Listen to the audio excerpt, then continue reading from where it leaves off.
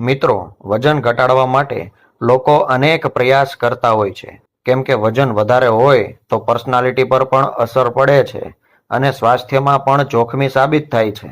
જો તમારે વજન ઘટાડવું હોય તો એક ફ્રૂટને તમારી ડાયટમાં સામેલ કરવાનું છે, જેનાથી વજન ઘટે છે. ખરાબ લાઇફસ્ટાઇલ અને ખરાબ ફૂડ હેબિટને કારણે વજન વધવાની સમસ્યા અત્યારે વધારે પડતી જ છે.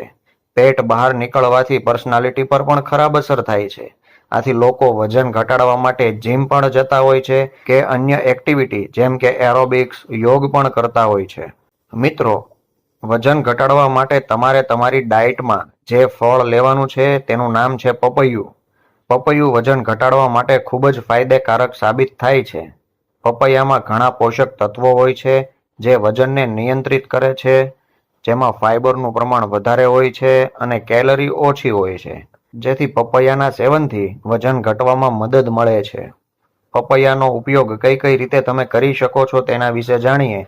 જો તમે વજન ઘટાડવા માંગો છો તો પપૈયાનું જ્યુસ બનાવીને તમે પી શકો છો.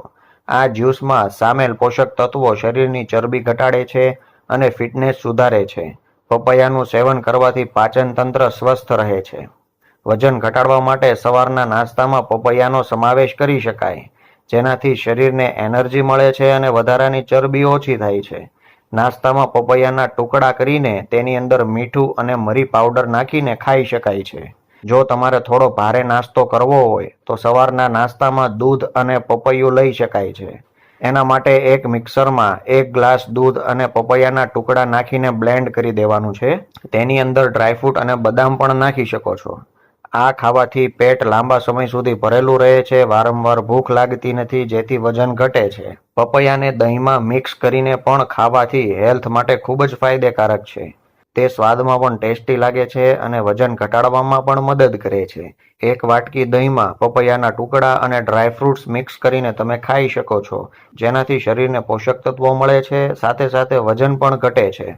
તો મિત્રો, તમે વજન ઘટાડવા માટે એરોબિક્સ કરો છો, જીમ કરો છો કે પછી અન્ય કોઈ એક્સરસાઇઝ કરો છો, ફળમાં માત્ર પપૈયાના ઉપયોગથી આપણે આપણું વજન ઘટાડી શકીએ છીએ. વજન ઘટે એટલે આપણે આપણી પર્સનાલિટી પણ સુધારી શકીએ છીએ.